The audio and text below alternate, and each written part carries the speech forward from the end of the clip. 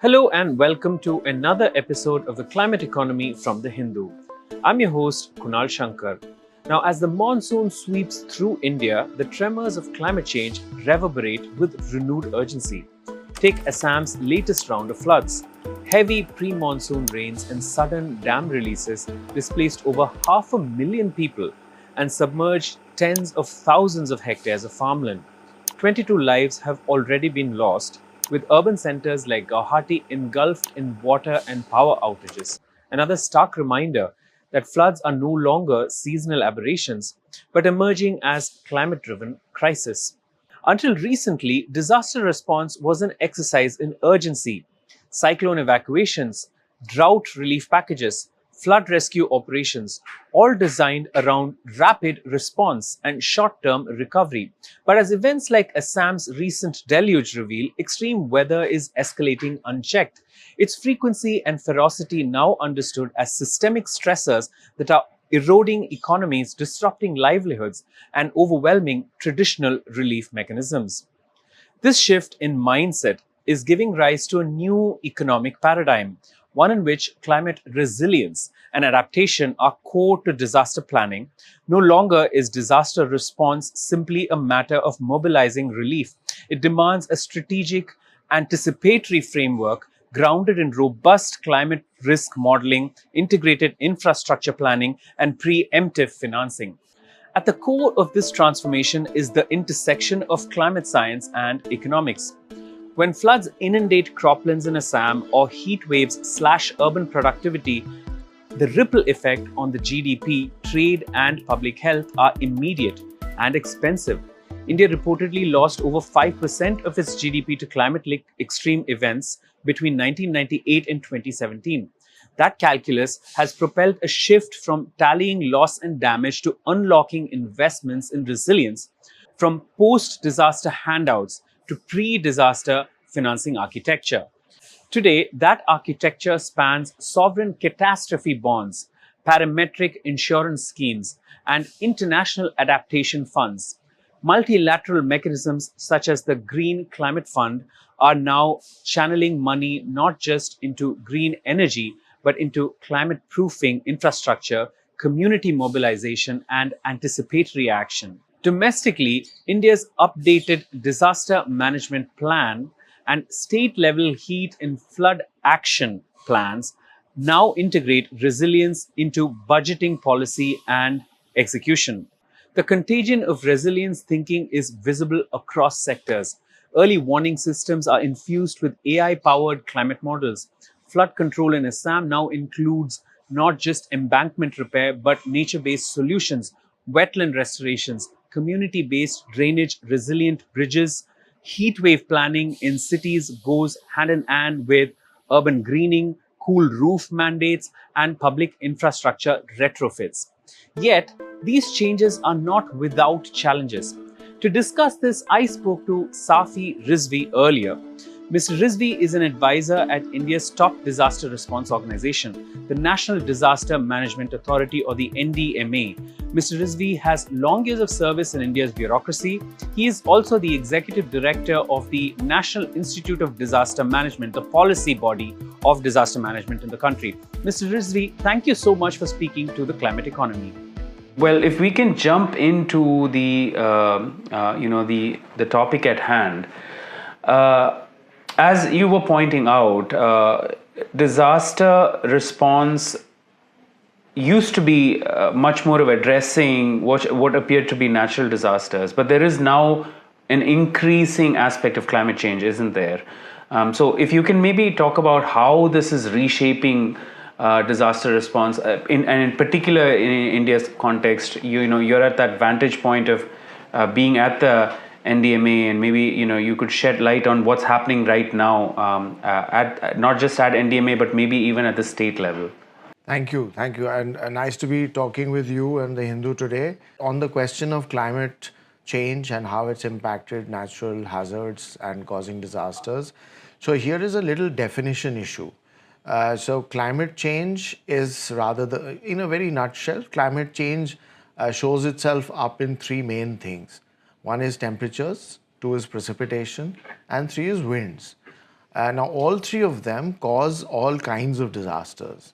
So there is a big discussion that scientists have between what is a hazard and what is a disaster. So many of them say that if you add the Anthropocene effect, then only a hazard becomes a disaster.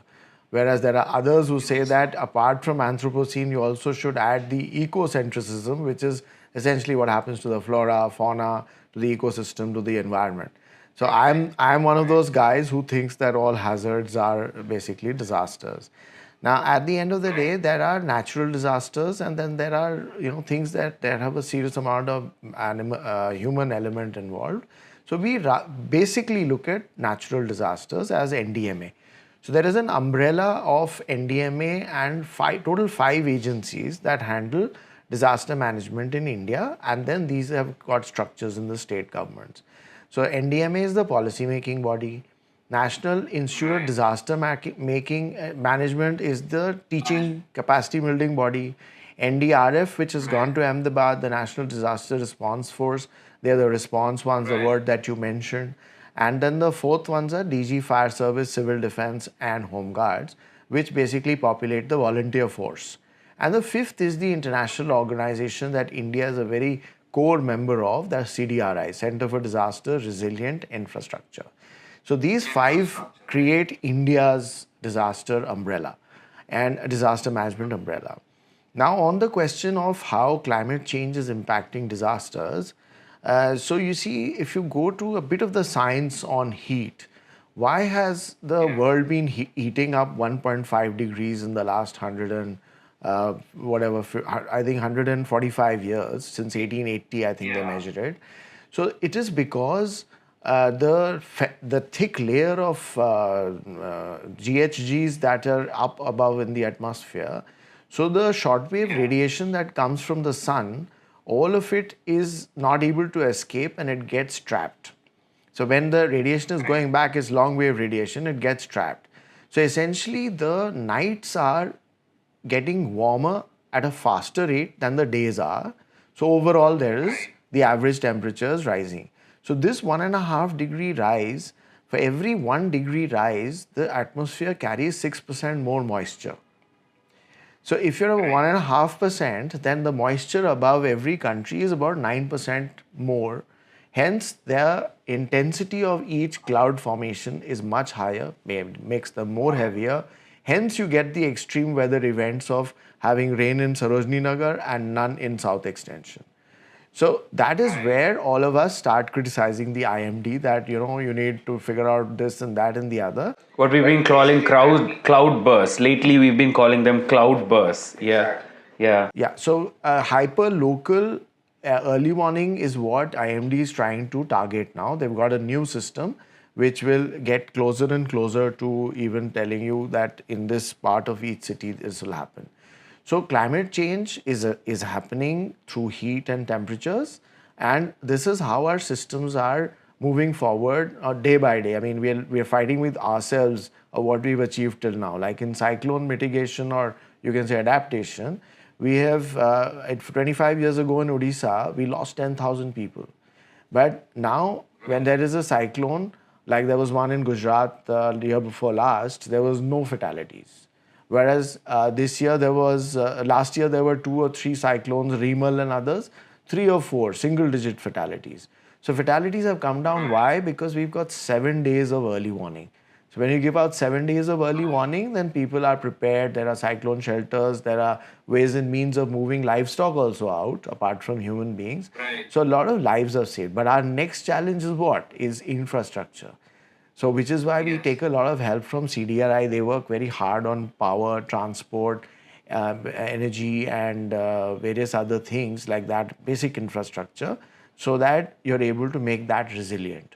So that's the whole planning policy that we do alongside all these agencies to deal with this new phenomenon that is coming up.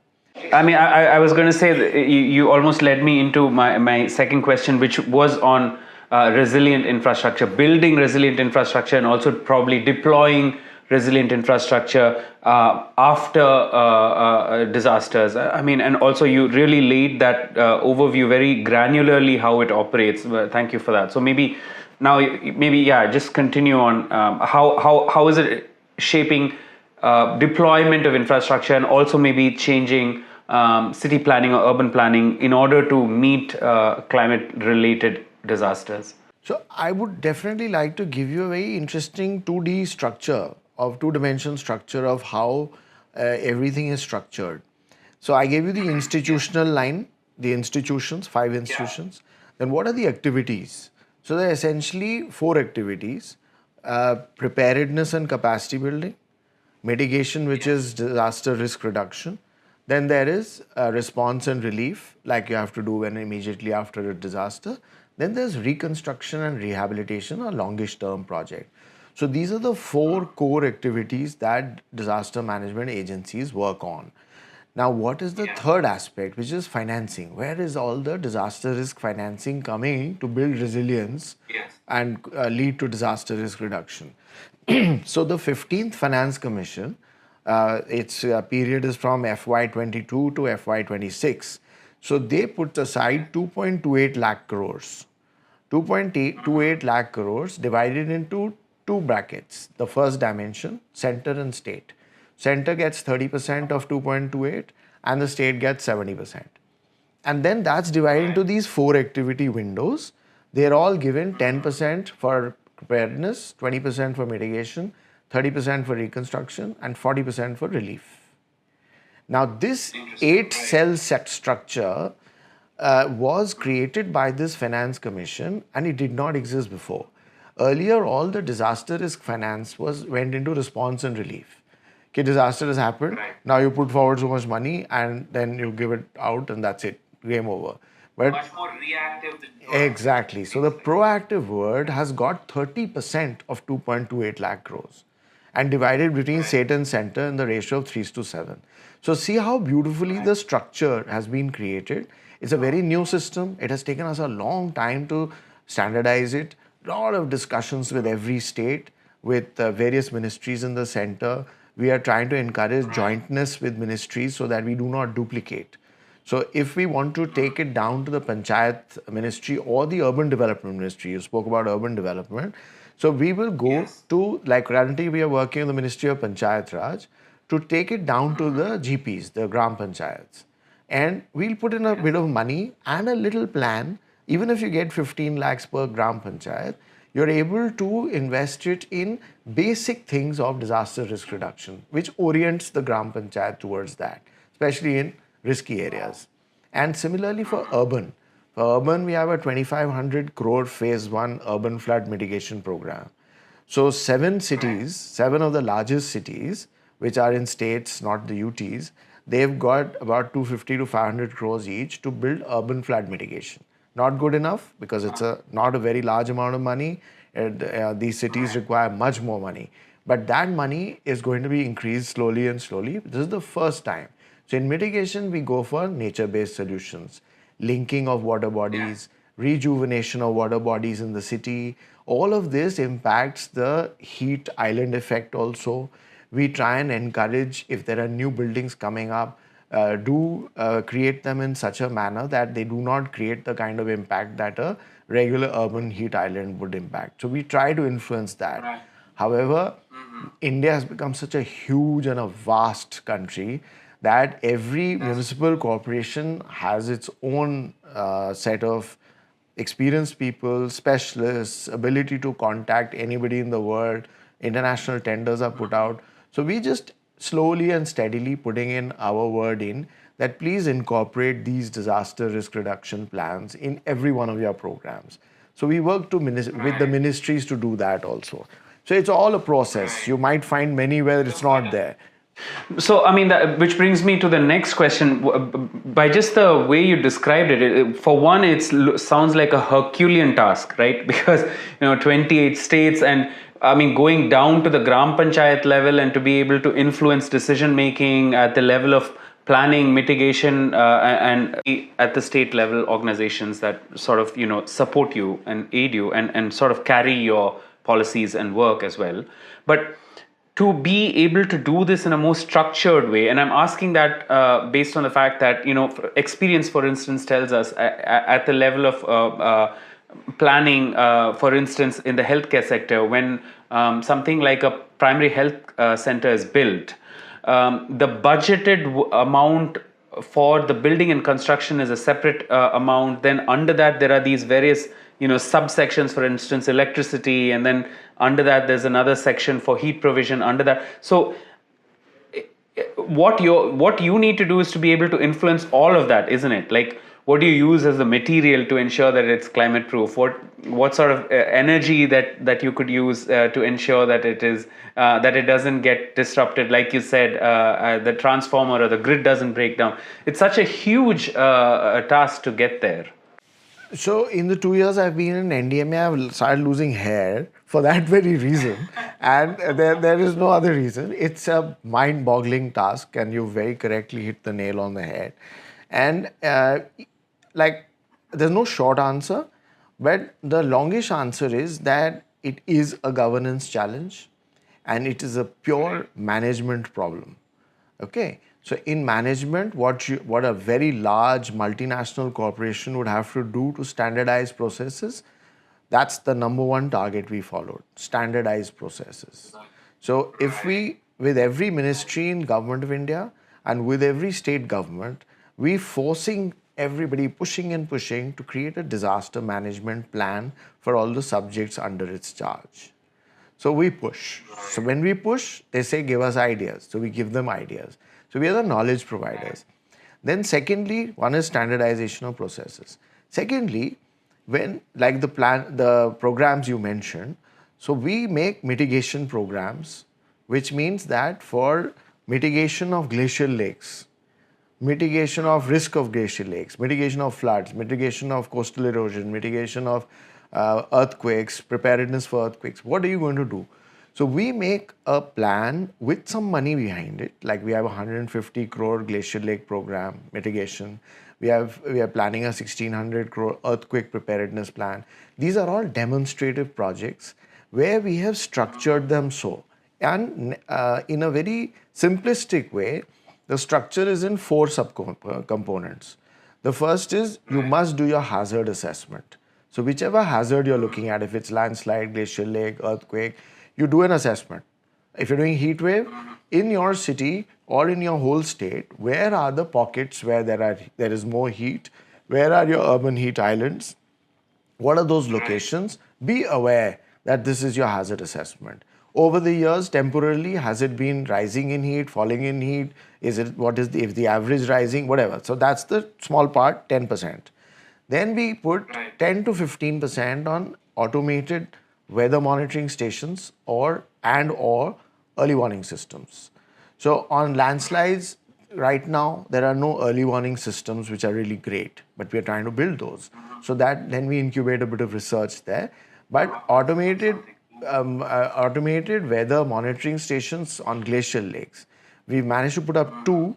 Out of 7,500 lakes, we've identified 200 which are at risk, that were increasing in size very fast as per the National Remote Sensing Center data.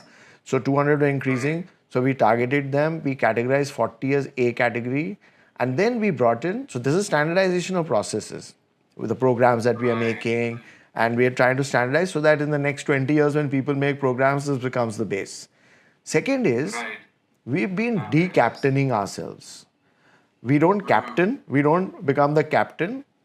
In the beginning, when there's a complete vacuum in some subject, we captain, we come in and say, we are captains, come please talk to us. So we created an agency, rather a platform called CODRR, CODRR, Committee on Disaster Risk Reduction.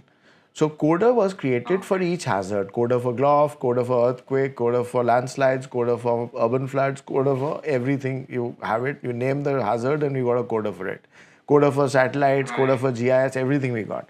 Now what do? We just bring all the agencies together in the center, state, academics, if there are international ones that have some great understanding of the subject, bring them in.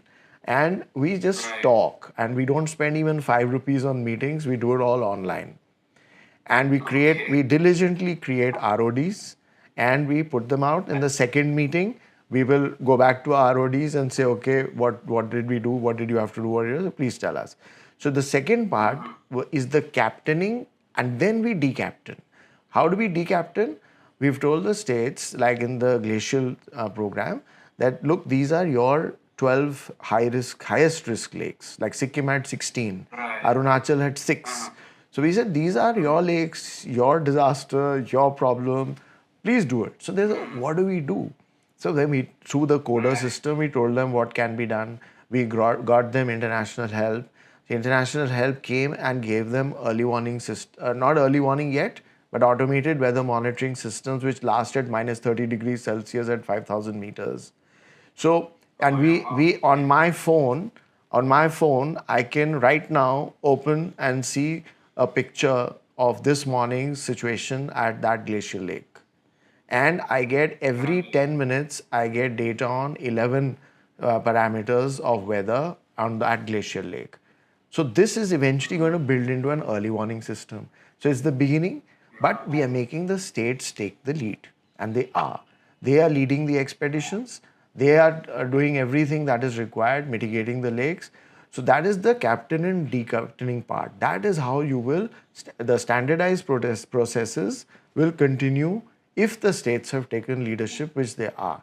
So these are the two things that we follow so that we try and get rid of that problem of too much of micromanagement and too little of micromanagement. Right. Brilliant. Okay, so that's an excellent overview. Let me come back to one of your responses. You said, I think it was 2.38 lakh crore, or was it something like that? 2.28 lakh crore that the 15th Finance Commission has set aside. Yes, you are right. It sounds like an impressive amount of money, a large pool of money. But when we have of course seen when these disasters do occur, even for instance the sort of the heavy rains in Tamil Nadu here, for which the government has been demanding money, the sort of the landslip in Kerala, now the ongoing floods in Assam due to the monsoon. We suddenly feel like the money is just not there, or doesn't, that it's not enough, right? These disasters by their very nature are so massive that the contingency plans suddenly feel like they come short. So, are there other mechanisms that are being looked at actively? For instance, climate-related insurance. And are these being deployed, or is the NDMA working to attempt to push such insurance programs at the state level, or even at the more granular level, or even for private personal people to take a home insurance at a place like Assam, which is so climate prone, which has a sort of component of de-risking from a climate situation? I'm quite elated to get this question from you, and it just speaks how in-depth your newspaper is and hires people like yourself who understand all the really deep questions. So there is no way that 2.28 lakh crores is enough. So you've hit the nail on the head. DRF 2.28 and over 5 years means 45 per year is not enough. Because the scope of disasters in this country, it's such a massive country. We've got so many agroclimatic, so many environmental zones that every place has all kinds of disasters. So there are 13, 14, 15, 16 type of disasters. Everything is there in India. Now, the state cannot provide for everything. It has to be community-led. So a lot of non-profits and think tanks, they work on these subjects. They always talk about what are you doing about community-led initiatives. So everything is community-led. It's for the people. If you're making resilient infrastructure, it is for the community. But involving the community in decision-making, that is what the purpose of most of our programs has always been. Otherwise, it will not standardize. Now, this amount of money has to be complemented. This is just the public finance. There are CSR funds. So there are CSR funds. There are reports that I just read in a newspaper that about 30,000 crores was CSR for the last financial year. And of the 12 tasks listed in the Ministry of Corporate Affairs website on which you can spend on CSR, the 12th one is disaster management. Now, we found, we were speaking with many, on the second aspect of financing, that is CSR. We spoke to several companies, the large ones, and to the MCA, and they agreed that it needed to be more specific.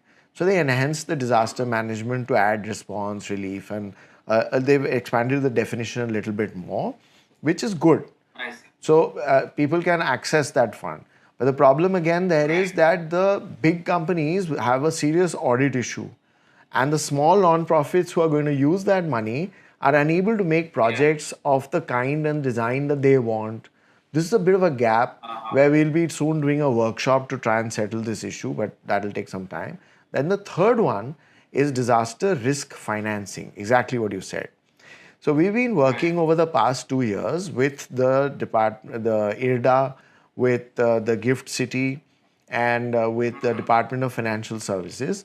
And we came down to 3 types of disaster risk finance products.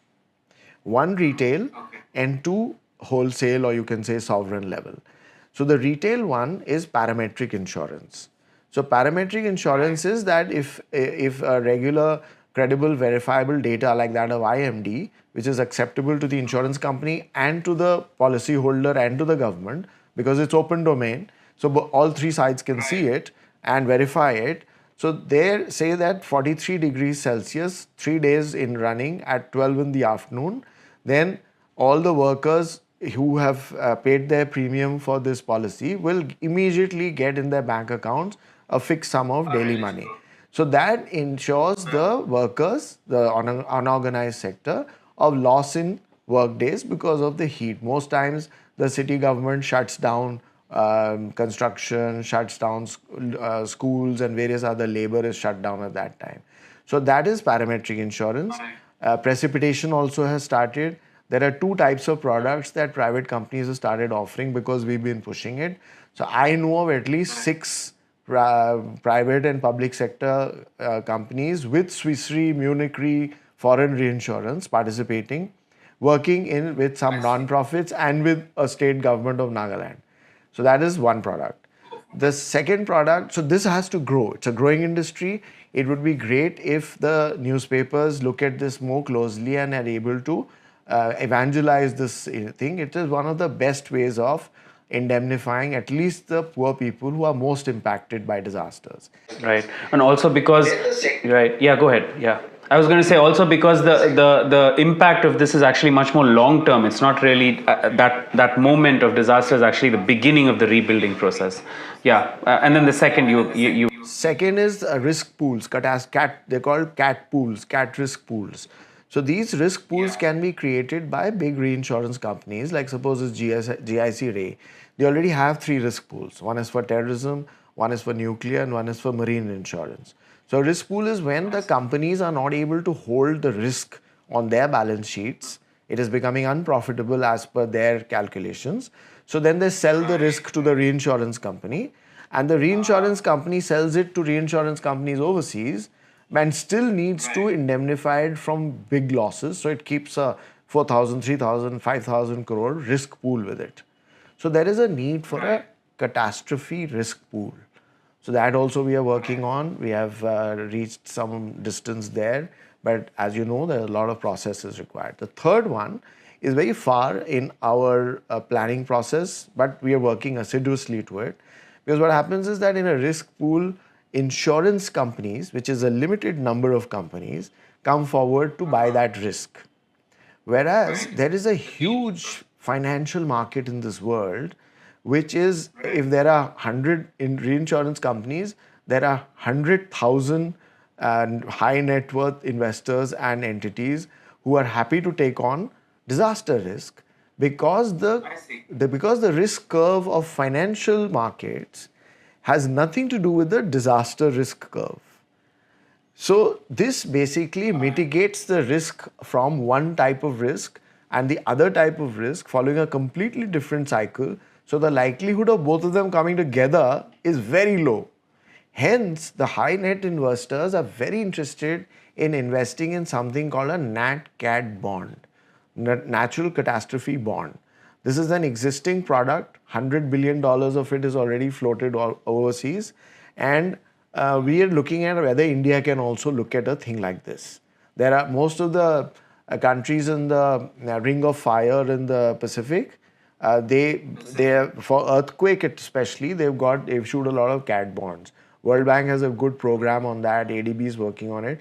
So we are talking to all of them and we see where we can go. So these are the three basic programs in disaster risk financing. That in a nutshell is the alternative: CSR, disaster risk financing, and then non-profits, the fourth one. So, so there's a huge, big gap in where non-profits should put their money in. They go for the low-hanging fruit, as in where they're closer to their urban centers. We are trying to push them to go towards the Himalayas, the further reaches where people do not reach, where the climate hazards, the mountain hazards are very high. So there's a lot of need for technology, small technology, but it's intensive because it needs somebody with knowledge and finances to go up there and do it. More of the corporate sector to be involved in this whole process. I think that's been a really meaningful and a brilliant overview of just how climate change is sort of impacting, has really transformed disaster response and the economics of it all. Thank you so much, Mr. Rizvi, for taking time out, from your really busy schedule today and talking to us. And that's all we have on this episode of The Climate Economy. If you like this video and would like to hear more about how climate change is reshaping our economies, do hit the bell icon on the Hindu's YouTube channel and do write to us, or better still, send us a video recording of your questions to climateeconomy@thehindu.co.in, and we'll do our best to feature them and get them answered. Bye for now.